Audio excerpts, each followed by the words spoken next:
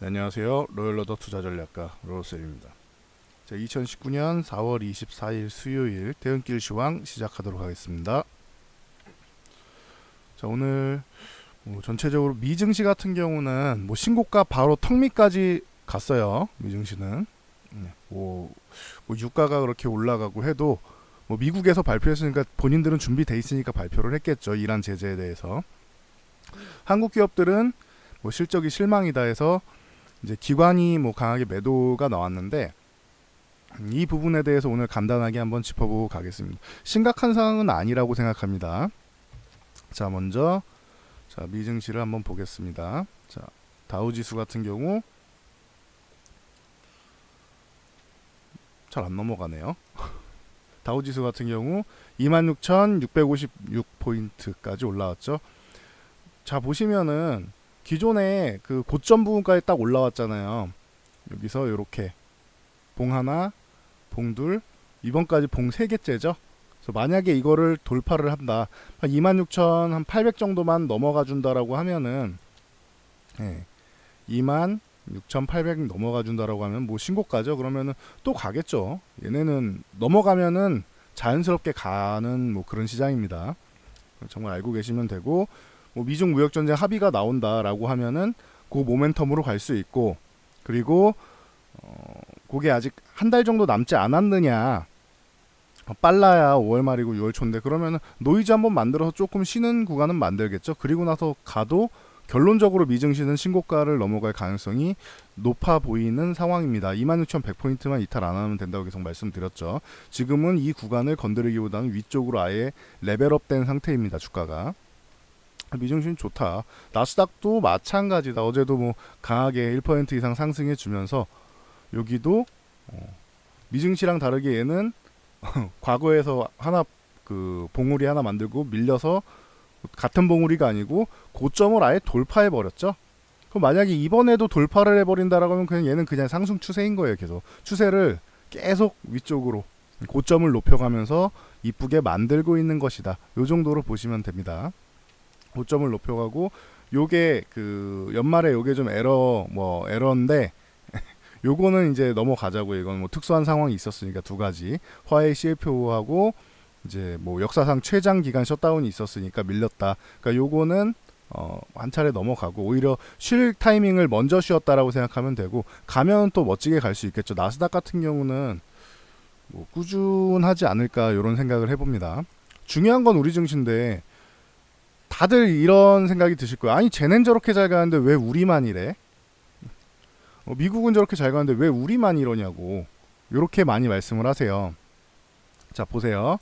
자, 우리 증시도 고점을 한번 돌파는 했어요. 2250포인트까지 간 다음에 여기서 급락이 한번 나오죠. 그리고 반등 나가 또 한번 급락이 나왔다. 반등이라기보다는 하방 경직을 만드는 구간이었죠. 그래서 여기를 회복하면 됩니다라고 말씀을 드렸는데, 회복 못해도 지가 밀려봐야 2175포인트다. 이제는 이걸 깨지 않을 것이다라고 제가 계속 말씀드리고 있죠. 밀려봐야 2175포인트다. 매수 기회를 주는 거다. 만약에 2200포인트 아래로 오늘처럼 이렇게 주잖아요. 2200포인트 아래로 줘서 아래를 주고 2180포인트 아래를 준다. 여기까지도 내려온다. 그럼 여기서는 ETF 매매 가능하신 분은 저 같으면은 주식 쪽에 종목 고르는 게 내가 썩 변변치 않다라고 하시는 분들은 ETF 펀드 상품입니다. ETF 중에서 코덱스, 코덱스 레버리지나 코덱스 200 레버리지나 코덱스 200 레버리지, 아니면은 타이거, 타이거 200 레버리지 같은 경우, 200 레버리지, 이게 지수가 상승하면은 대충 2배 정도를 추정해서 상승하는 거예요. 그러니까 코스피 지수가 한 5% 상승하면은 10% 상승하겠죠. 저는 2080포인트 아래를 준다라고 하면은 이 코덱스 200 레버리지도 생각해 볼 수 있지 않을까 싶습니다. 그런 상품이 있어요. 이따 보여만 드릴게요. 그래서 지금 밀리는 게 기업 실적들이 좀 안 나오고 하고 있잖아요. 예견된 거죠, 이거. 색다른 거 아니죠. 예견된 상황이죠. 예견된 상황이죠. 그리고 오늘 같은 경우 수급을 한번 보면, 자, 코스피 주식 외국인이 아까 장중에는 좀 매도 나오나 뭐 싶다가도 결론적으로는 아니죠. 기관이 답한 거예요, 기관이. 제가 금융투자 같은 경우는 계속 말씀드리잖아요. 금융투자 쪽은 단기 수익률 게임하는 경우가 많습니다. 그러니까 금융투자에서는 바닥에서 사도 크게 뭐 너무 좋아하실 필요가 없습니다. 조금 올라가면은 어느 정도 정리하고 나올 가능성이 높은 자금입니다. 이렇게 많이 말씀을 드리죠. 참고로 알고 계시면 돼요. 그리고 이제 오늘 우려되는 건 이제 외국인 파생 포지션, 선물을 이제 만 계약 가까이 매도하고 옵션에서 콜옵션 위쪽을 못 올라가게 막고 아래쪽을 살짝 열어놨어요. 밑으로 내려가면 수익 보는. 그러니까 전형적인 하방 포지션을 만들어놨어요. 선물 옵션 쪽으로. 근데 요 구간에서는 제가 기존에 말씀드렸던 게 있죠. 자, 4월에 외국인들이 수급이 심상치 않다. 4월에 보면은 선물을 꾸준히 매수하고 있었는데 그거 한 절반 정도 되돌린 거란 말이에요. 아직도 9,800계약, 오늘 9,825계약 매도했으니까 절반이 남았죠. 아직도 4월에는 상승 방향 쪽에 포지션이 남아있다. 선물에는. 만약에 내일 4,000계약 이상 매수가 들어온다라고 하면은 오늘의 우려는 끝납니다. 근데 요런 모양이 안 들어오면은 조금 더 추이는 봐야겠죠. 아, 조금 며칠 더 가려나? 하고 느긋하게 생각하시면 돼요.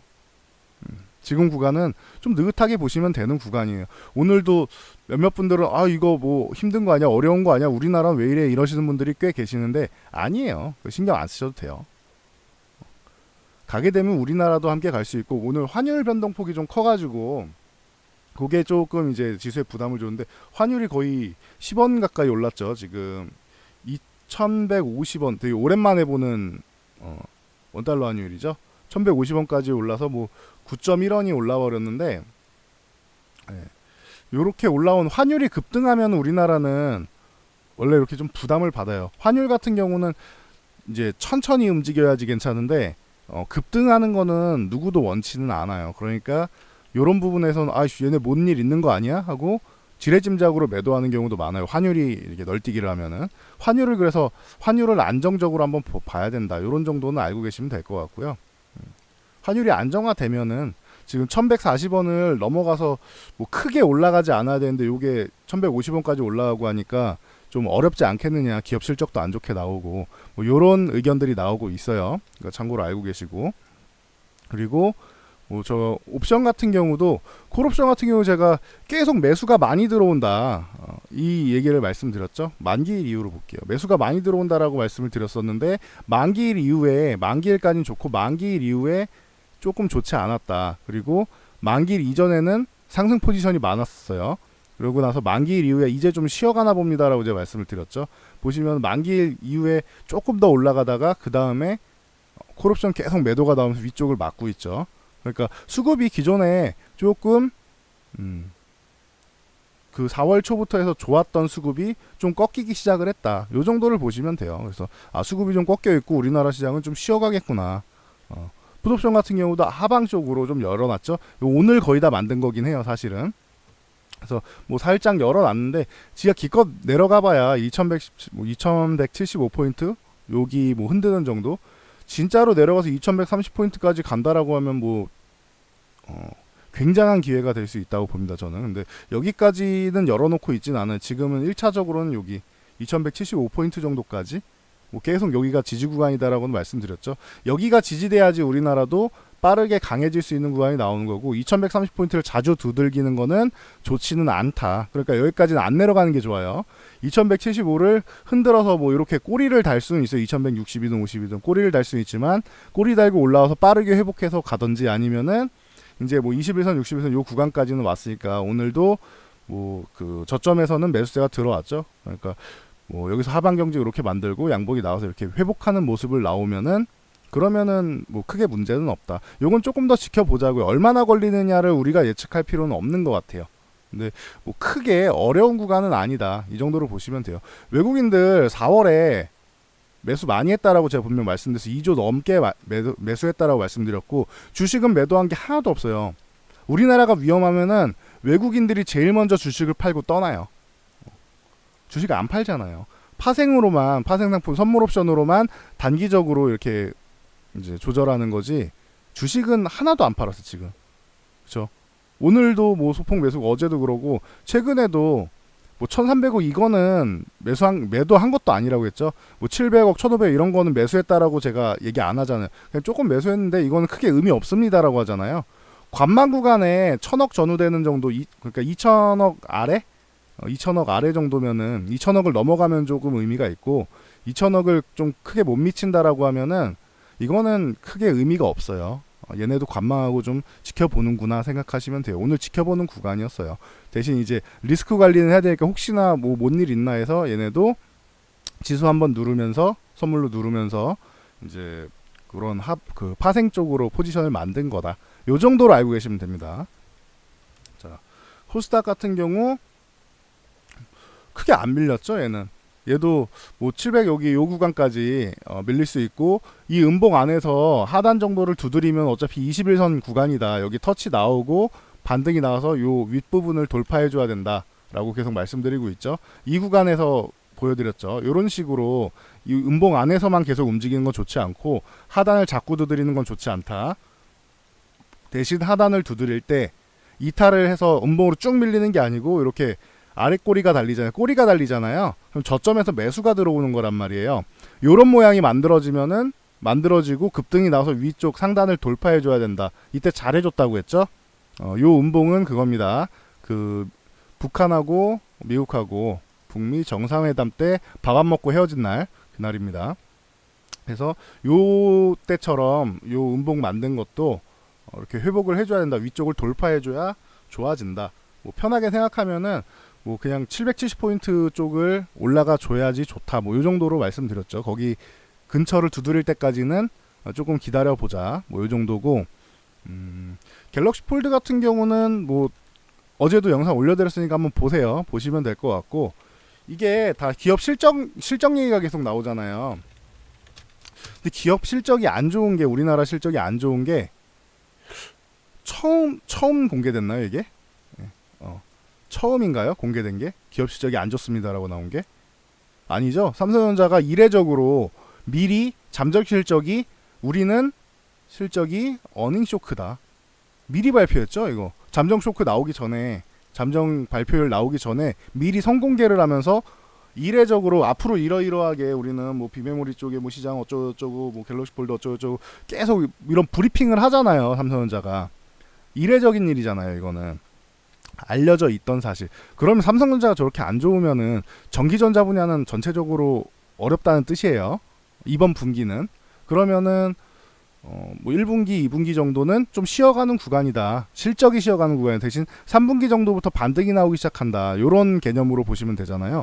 그래서 삼성전자는 꾸준히 말씀드렸죠. 얘는 그냥 밀리면은 고맙다. 오늘도 고마운 구간 왔어요. 44,150원인가까지 갔었죠 오늘. 44,000원에서 43,500원? 최대 43,500원 정도까지는 분할로 매수할 수 있다라고 했는데 뭐 150원 못 주긴 했네요. 매수 구간 근처인 건 맞죠? 그래서 요 구간까지 내려왔다가 뭐 아래 꼬리 달고 올라갔는데 장중에도 저는 매수 구간이라고 꾸준히 말씀을 드렸습니다. 그래서 참고로 알고 계시면 되고 걱정이 그렇게 안 됩니다. 전 삼성전자는. 그리고 내일 SK하이닉스가 있죠. 하이닉스 발표 있는데 얘도 뭐 좋겠습니까? 삼성전자 저렇게 안 좋은데 디램 값 지금 쭉쭉 떨어지고 있는데 안 좋아요. 안 좋은 게 정상이에요. 뒤엔 뭐 디램 쪽이 거의 전부라고 할 수 있는데 낸드 쪽도 그렇게까지 강세 아니란 말이에요. 하이닉스는 삼성전자 강세지. 그러면은 디램 쪽이 전부인 친구인데 뭐 제가 뭐 여기 이 구간 78,000원, 77,000원 요 구간 내려오면은 아주 좋다라고 말씀드려요. 적어도 78,000원까지 왔으면 좋겠다라고 했는데 실제로 와줬어요 오늘. 하이닉스는 없는 분들은 오늘 담는 구간이었다고 저는 봅니다. 그래서 만약에 여기를 이탈해서 내려온다 74,000원까지 내려오면 2차 매수하면 된다고 했죠. 지가 뭐 기껏 밀려봐야 68,000원 이탈하겠습니까? 여기 안 갈 것 같아요. 근데 제가 볼 때는 기껏 내려봐야 74,000원이고 77,000원 근처만 줘도 감지덕지 아니겠느냐. 뭐 이 이하를 주면은 고맙다고 생각해야 되지 않겠느냐. 이렇게 생각한다고 했죠. 선 하락이 나왔죠. 거래량 실려갖고 뭐 기관들이 뭐 했는데 선 하락이 나왔지만 저는 뭐 크게 걱정은 안 한다. 이미 시장에 알려져 있던 디램 가격의 하락. 이 디램 가격 하락이 여러분들 요즘에 이슈가 막 된 것 같잖아요. 재작년 1년 반 전에 재작년에 외국계 증권사 뭐 모건 스탠리부터 해가지고 재작년부터 리포트가 나와서 때려 맞았어요. 근데 1년 동안 안 떨어진 거예요. 디램 값이 계속 올라간 거예요. 1년 동안.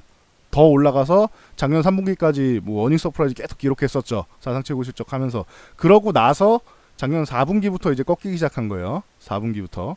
그러면은 남들이 얘기한 것보다 1년 늦게 1년 동안 더 호황기가 이루어진 거잖아요.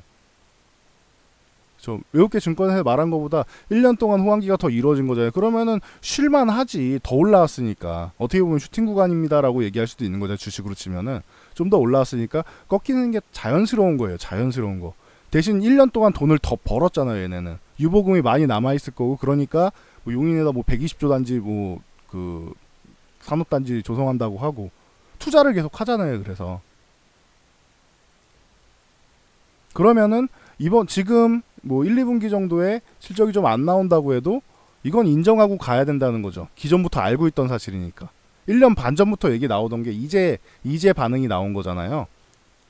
그리고 이게 장기화되는 게 아니고 3분기부터는 반등이 나올 가능성이 높다라고 지금 계속 전망이 나오잖아요. 심지어 그 2위 하이닉스, 1위 삼성전자, 2위 SK 하이닉스인데 디램이 3위 마이크론 같은 경우는 감산 조치까지 했잖아요. 그러면은 생각보다 빨리 해결이 되는 거예요.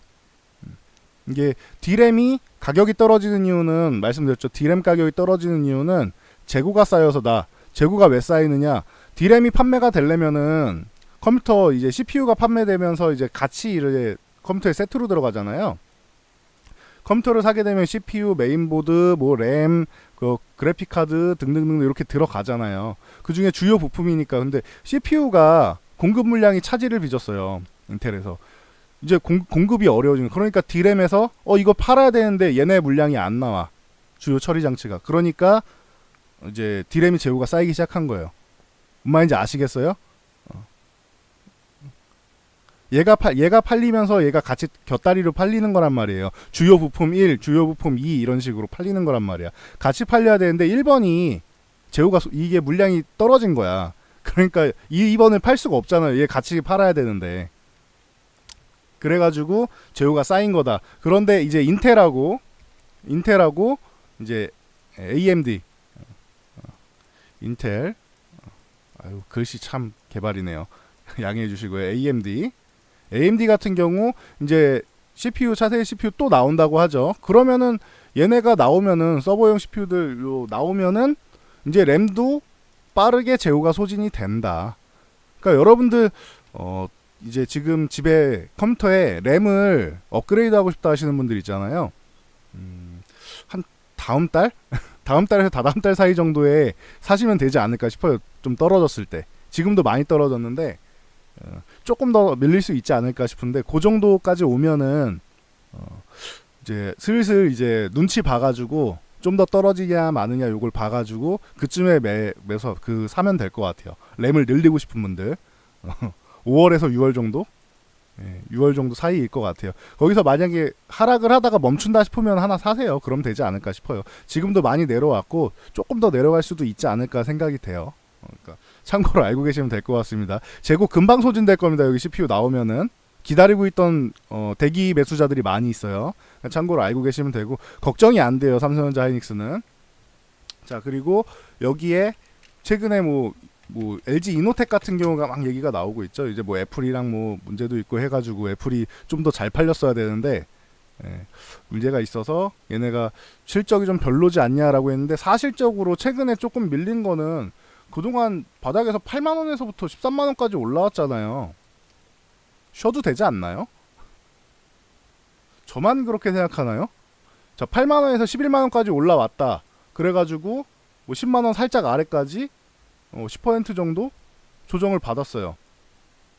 그렇죠. 그럼 여기 구간에서 10만원 아래 10만원이라고 쳐요. 10만원 13만원까지 치면은 30% 또 올라왔잖아요. 그렇죠. 그러면은 이때도 10% 조정 받았으니까 그래 조금 더 열어서 한 11만 5천원 정도까지는 열어놓을 수 있지 않나요? 이게 뭐 그렇게 어려운 건 아니잖아요. 11만 5천원 정도까지는 열어놓을 수 있잖아요. 10% 초반 정도는 조정 받을 수 있잖아요. 30% 올랐는데. 그러니까 크게 지금 요 구간이 그렇게 걱정되는 구간이 아니라는 거예요. 물론 요 앞에 양봉 이쁘게 거래량 실어서 만들어 놨잖아요. 이 구간을 거래량 실어서 이탈하는 거는 기분은 나빠요. 21선 이탈하는 기분 나쁘고. 그래도 지가 내려가 봐야 한 요 정도? 저는 11만 5천 원 흔들기 정도는 내려갈 수 있고, 기껏 해봐야 11만 원인데 여기까지는 안 가는 게 좋아요. 11만 5천 원에서 바운딩이 나오는 게 이 주가의 탄력이 더 좋습니다. 보유자분들은 참고하세요. 주가의 탄력을 만들려면은 11만 5천 원 위쪽에서 만드는 게 좋고, 아예 그냥 지금 12만 원대 있죠. 12만 원을 유지하면은 이건 최고의 시나리오인 거고, 지금 12만 원 정도잖아요. 12만 원 정도에서 12만 원 흔들기, 그러니까 여기 약간 내려갔다 올 수는 있겠죠, 장중에. 그러니까 흔들기는 나와도 12만 원을 유지한다? 그럼 이거는 나 주가 세질 것 같은데라고 얘기하는 표현이다라고 보시면 되고, 11만 5천 원 정도만 유지해줘도 11만 5천 원 정도만 유지해줘도 역시 주가는 강하다, 강하게 갈 수 있다. 적어도 약하진 않다, 우려하지 않아도 된다 이거고, 11만 원 유지하면은 강하지는 않네. 이 종목이 강하지는 않네. 근데 그래도 위쪽에 13만 원 정도 난 다시 한번 볼래, 그리고 나서 생각할래 정도로 생각하시면 돼요. 그래서 저는 그렇게 실적이 안 좋게 나온 거에 비해서 그렇게 밀린 것 같지가 않아요. 그냥 뉴스에서 기자분들이 뉴스거리 만들기는 좋죠. 기자분들은 이걸로 뉴스를 만드셔야 되는 분들이고 직업이시잖아요. 그러니까 이해를 하자고요. 이분들이 자극적으로 쓰시는 거는 이해를 하자고요. 근데 여러분들은 이분들이 그 작성해 놓은 기사 보고 막 그 일일비하지 말고, 기사도 여러 가지 측면에서 나오잖아요. 뭐 A 기사, B 기사, C 기사 보고 이거 좋았다가 나빴다가 좋았다 나빴다 일일비하지 마시고, 그냥 큰 틀에서 그냥 멀리 보세요. 여기서부터 이만큼 올라와서 30% 올라와서 10% 조정 받았고, 또 10% 30% 올라와서 10% 조정 받았네. 아유 자연스럽네. 더 가려면은 한 적어도 11만 5천 원만 이탈 안 하면 되고, 12만 원에서 만약에 지지를 받는다? 그러면은 이거는 생각보다 더 좋네라고 생각하시면 되는 거예요. 아시겠죠? 그런 식으로 보시면 되고, 제가 그렇게 썩 좋아하지 않는 LG 디스플레이, LCD 비중을 아예 줄일 수가 없어서 그쪽 부분이 좀 어려워요. 그래서 뭐 적자로 전환했네 어쩌네 하는데, 아유 그래요. 얘는 OLED로 지금 성장을 만들고 있잖아요. OLED로 다 전환을 하고 있잖아요. 근데 이제 뭐 중국도 OLED로 전환한다는데 위험한 거 아닙니까? 기술 격차를 보세요. 네, 기술 격차를 보세요. 제가 반도체 계속 얘기 드리죠. LCD는 중국이 금방 잡는다. 이거는 LCD는 또 JDI 같은 거 만들어 갖고 일본도 엄청나게 공략을 한다. 중국 일본 공세가 오기 때문에 이건 좋을 수가 없다, 업황이라고 이건 몇 년째 말씀드리는 거죠. 근데 OLED 기술력은 우리나라 못 따라온다. 결국 JDI 없어지잖아요. 뭐 매각되고 뭐 하잖아요. OLED는 못 따라와요. 심지어 플렉서블 기술이나 롤러블 기술 얼마나 대단합니까? 우리나라 삼성, LG 못 따라와요, 그 기술력을. 자, 정리해드릴게요. 소형 디스플레이는 삼성이고요. 대형 디스플레이는 LG라고 저는 봅니다. 물론 삼성도 대형 소형 집중 투자하고 스마트폰이 있으니까 워낙 잘 팔리니까 소형 투자하는 게 맞고, 그리고 대형도 투자를 했지만 대형에 집중 투자한 LG가 좀 더 유리하다고 봐요, 전 지금은. 그리고 원래부터 대형 패널은 LG가 과거부터도 뭐 강세였고 좋았고 제품 좋았고, 그러니까 이렇게 그냥 구분하자고, 쉽게 구분하려는 거예요. 삼성이 안 좋다는 게 아니에요. 그래서 소형은 삼성, 대형은 LG 이쪽으로 해서 OLED 패널 기술이 어마어마한 격차를 갖고 있다. 그러니까 이쪽을 의심할 필요는 없다. 그래서 뭐 어닝 쇼크가 나왔느니 해서 밀리는 거 오케이, 인정할게요. 저는 디스플레이 LG 디스플레이 안 좋아한다고 그랬잖아요. 그래서 이게 최근에 이렇게 올라가고 있는데 제가 그렇게 썩 좋아하는 종목은 아닙니다라고 계속 말씀드리죠. 차라리 삼성전기나 이노텍 느려도 이런 쪽을 가고 말지. 그리고 그냥 SK하이닉스랑 삼성전자를 사고 DB하이텍을 산다고 제가 말씀드렸죠. 그래서 이렇게 내려왔는데 이것도 빠르지 않아요. 얘 같은 경우는 상승했다가 급락 나왔다, 상승했다 급락 나왔다, 이게 반복이잖아요. 그냥 재탕하는 거예요. 그럼 또 지가 뭐 내려오다 보면은 그래도 저점은 조금씩이라도 올라가고 뭐 기특하잖아요. 그러면 19,500원이라도 19,500원이라도 뭐 지지력 테스트를 받는다라고 하면은 여기서라도 이렇게 바운딩이 나오면은 또 뭐 고점 돌파하려고 시도 나오겠지. 저는 그렇게 봅니다. 이거 그러면은 조금씩 올라가자. 그럼 야금야금해서 24,000원 정도까지 뭐 가지 않나 싶습니다. 이렇게 여기서 지지를 받는 그런 경우에요. 19,500원 지지를 받으면은 한 24,000원까지는 뭐 가지 않겠느냐. 그 다음에 가는 거는 여기 가서 돌파하는지 보고 판단하면 된다. 그 정도로 보면 돼요. 그래서 LG 디스플레이는 계속 말씀드리지만 제 취향은 아닙니다. 그리고 그래서 제가 계속 말씀드린 게 현대차도 오늘 뭐 잘 올라와서 이쁘게 잘 해줬는데 저는 현대차도 그렇게 취향이 아니라고 그랬죠. 그러니까 이거는 기업이 좋고 나쁘고가 아니에요. 그냥 제가 선호하는, 저랑 뭐 궁합이 잘 맞고 선호하는 이쪽을 말씀드리는 건데, 저는 궁합이 기아차랑 잘 맞고 기아차가 수급도 더 좋다라고 꾸준히 말씀드렸죠. 지금 몇 달째 말씀드리고 있죠. 몇 달째 좋죠. 조정받으면 기아차를 사세요라고 계속 말씀드렸고 이 구간 계속 좋다고 말씀드렸잖아요. 기아차가 몇 달째 좋죠. 현대차보다. 벌써 44,000원이에요 여러분. 오늘 가격이 종가. 그럼 내일 거래량도 좋았고 그럼 내일도 좋겠지. 당분간 또 좋겠지. 대신 신규 진입은 아니에요. 지금 여기서 조정 없이 이만큼 올라왔잖아요. 34,500원 구간에서 44,000원까지도 조정 없이 올라왔잖아요. 많이 올라왔잖아요. 그러면 적어도 여기 21선 한번 만나야 되겠죠. 얘가 진짜 강하게 계속 갈 거면은 요 42,000원 구간에 이제 11선 만나고 갈 텐데, 요거보다는 조금 기다리면서 아예 밑으로만 쭉 꺼진다는 게 아니고 얘도 이렇게 가파르게 올라오잖아요. 지금 보시면은 이렇게 가파르게 올라오잖아요. 얘가 올라올 때 기다려 42,000원 구간에서 이렇게 기다리면서 터치하고 다시 한번 돌파 나오면은 최고의 시나리오가 아닌가 싶습니다. 한 4만원 구간까지 밀린다라고 하면 얘가 좀 급했구나라고 생각하시면 돼요. 급하게 올라오고 급하게 내려가니까 성격이 급한 종목이구나 이렇게 생각하시면 되는 거예요. 뭔 말인지 아시겠죠? 그래서 좀 더 수급이 좋고 강한 종목을 보는 게 유리하지 않겠느냐. 그래서 LG 디스플레이보다는 계속 삼성전자, SK하이닉스, DB하이텍 이쪽을 말씀을 드리는 거고, 현대차보다는 기아차를 말씀드리는 거고.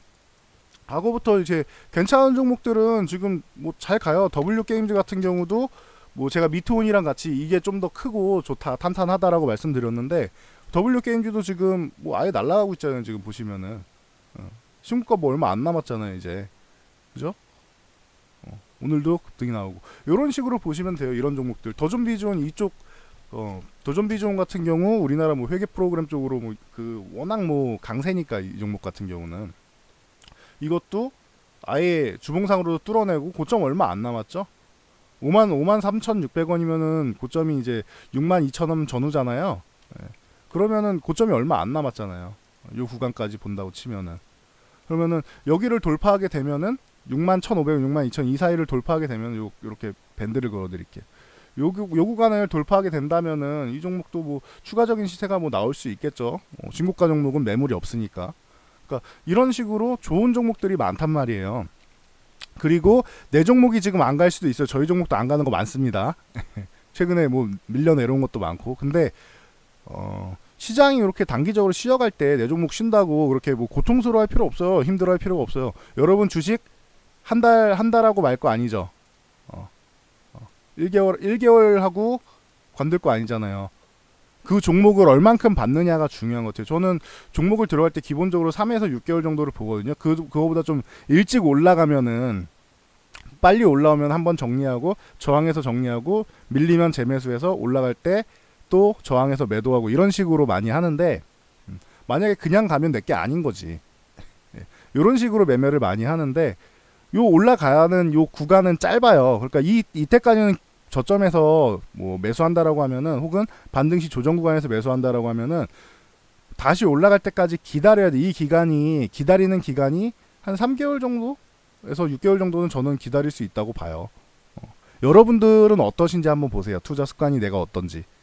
나는 빠르게 일주일 안에 못 올라가고 만약에 이게 마이너스가 됐다라고 하면은 마음이 불안하진 않은지. 저는 3개월, 6개월 정도는 기다려도 전혀 꺼리낌이 없습니다. 그러다 보니까 이제 좀 더 빨리 올라가는 놈들도 나오는 거고, 다 내려가진 않을 거 아니에요. 올라가는 놈들이 있을 거 아니에요. 그럼 이 놈들 수익 챙겨놓고 수익 챙겨서 요 놈들로 다시 자금 순환을 하면 되잖아요. 안 올라가는 놈들은 조금 놔두고. 우리나라 시장이 지금 지루한 건 맞아요. 지루하다. 가야 될 놈들이 못 가고 시장도 다른 데는 미국 같은 데는 저기 신고가 코앞에 있고 한데 우리나라는 지지부진하잖아요. 밀려가지고 회복도 안 나오고 지루한 건 맞아요. 여러분들을 피곤하게 하고 물량을 털려고 하는 그런 구간인 건 맞아요. 근데 여기서 물량이 털리면 안 된다는 거지, 제 말은. 그리고 조건은, 물량이 털리면 안 되는 조건은 정상 종목일 경우입니다.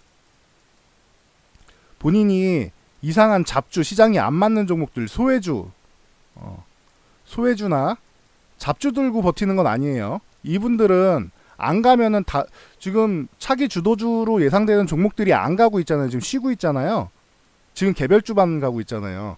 그러면은 이런 정상적인 종목으로 지금 교체해야 되는 타이밍일 수 있어요. 이 소외주나 잡주 들고 계시는 분들은, 시장이 안 맞는 종목들, 이분들은 교체해야 되는 타이밍이고, 그게 아니라면은 이런 종목을 내가 들고 있는 게 아니다, 난 정상적인 종목이다, 그럼 좀 지루해도 기다리세요.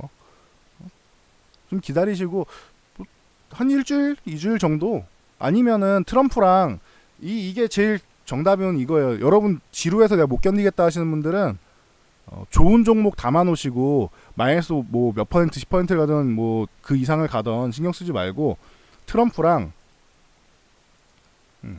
시진핑이랑 둘이 합의문에다 사인하고 사진 찍잖아요. 요거 뉴스에 나오면은 그때 계좌 보세요. 그때부터 다시 보세요. 그럼 돼요. 기껏 해봐야 한 달에서 한 달 보름 정도 걸릴 것 같은데, 요거 나오면 보세요. 지루하신 분들. 시장이 지루하다고 아이고 지루해, 어떻게 내 거만 왜 안 가, 이러지 마시라고요. 이게 제가 볼 땐 정답인 것 같아요. 내 종목이 정상적이고 좋은 종목이고 차기 주도주의 가능성이 있는 종목들이다 라고 하면은 이때 다시 보시면 돼요. 그리고 나서 시장이 움직이는데도 안 간다? 그러면 둘 중 하나예요. 내 종목이 후발주이거나 주도주가 아니거나, 둘 중 하나예요. 그러면은 뭔 말인지 아시겠죠?